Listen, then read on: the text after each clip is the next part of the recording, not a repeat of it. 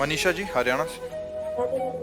राधे राधे महाराज जी। महाराज जी, भक्ति मार्ग में कौन कौन सी अवस्थाएं आती हैं? एक साधक वो अवस्था किस अवस्था में है, कैसे जाने महाराज जी? अवस्था को तो वही तो आपसे कह रहे ना, भौतिक बातें बाहरी देखकर जानी जा सकती हैं। आंतरिक स्थिति को जानने के लिए ये लक्षण हम बता रहे हैं, ये जिसके हो वो समझ ले हम परमार्थ में चल रहे हैं। शांति रव्यर्थ कालत्वम, विरक्तिर्मान शून्यता, आशा बंधा समुत्कंठा, नाम गाने सदा रुचि, आसक्तिस्तद गुणाख्याने, प्रीतिस्तद वसति स्थले। अब इसकी व्याख्या करते हैं। शांति, हमको कोई गाली दे, हमें कोई मारे, हमें कोई फर्क न पड़े। पहला लक्षण।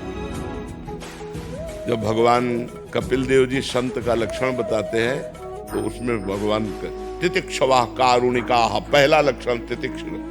तो इसमें शांति, इतनी बड़ी शांति तुम्हारे अंदर हो कि तुम्हारा अपमान हो, तुम्हें कोई मारे, तुम्हें कोई गाली दे, तुम्हारा हृदय उसके प्रति बुरा का करने का भाव न बना पावे, उसका मंगल सोचे कि भगवान इसको सद्बुद्धि दे, ये स्वस्थ रहे, इसको भगवान मंगल करे, कभी इसका मंगल ना हो।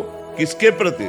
जो हमें मार रहा है, जो हमें गाली दे रहा है, जो हमारी निंदा कर रहा है, जो हमारा अपमान कर रहा है। शांति, इतनी बड़ी शांति होनी चाहिए, तब समझे कि हम भक्ति मार्ग में चल रहे हैं। अभी वो स्थिति को प्राप्त नहीं, स्थिति तो आगे वर्णन हो रही है। शांति अव्यर्थ कालत्वम, एक मिनट भी भगवान से अलग समय नहीं जाना चाहिए। तद विस्मरणेन परम व्याकुलतेति, भगवान का विस्मरण होते ही व्याकुलता पैदा हो जानी चाहिए। मैं कैसे भूल गया भगवान को? एक क्षण भी भगवान का चिंतन नहीं छूटना चाहिए। अगर छूट गया तो वो व्यर्थ समय चला गया। अव्यर्थ कालत्वम, व्यर्थ समय नहीं जाना चाहिए। ये अभी चलने की बात है।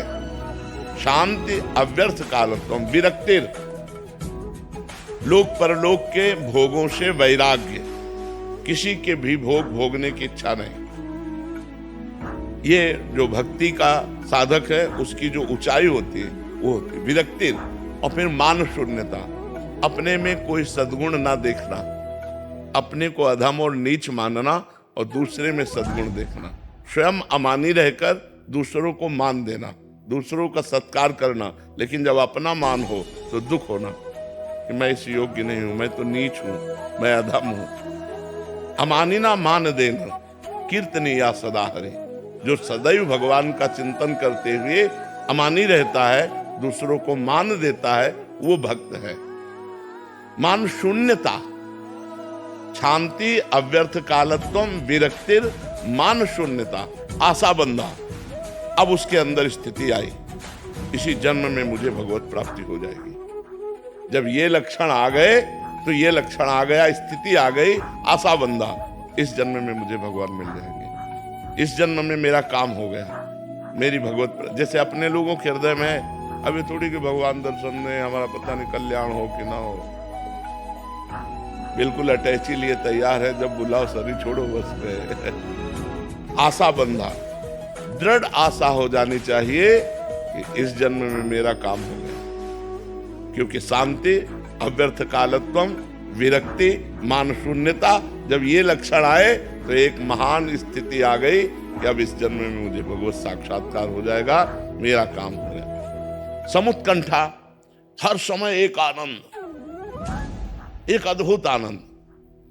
जैसे हमसे पूछा किसी ने कि आपको कैसा आनंद लगता है, तो हम कहा पहली बात तो वाणी से बता ही नहीं सकते, क्योंकि किसी प्राकृतिक वस्तु के सुख को आप वाणी से नहीं बता सकते।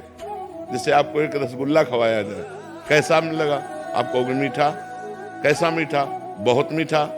नहीं, बहुत मीठा कैसा? तो आप कहोगे खा के देख लो। इसके आगे आप नहीं वर्णन कर सकते। प्राकृतिक वस्तु के स्वाद को भी आप स्पष्ट वर्णन नहीं कर सकते, तो अप्राकृतिक भगवदानंद का आप वर्णन कैसे कर सकते हैं? तो हमने उदाहरण दिया कि जैसे नए लड़के को बहुत सुंदर लड़की जो बहुत अच्छी लगती हो और उससे ब्याह तय हो जाए तो उसको कैसा आनंद होगा? उससे करोड़ों गुना बनकर के हमारे हृदय में आनंद हर समय बना रहता है।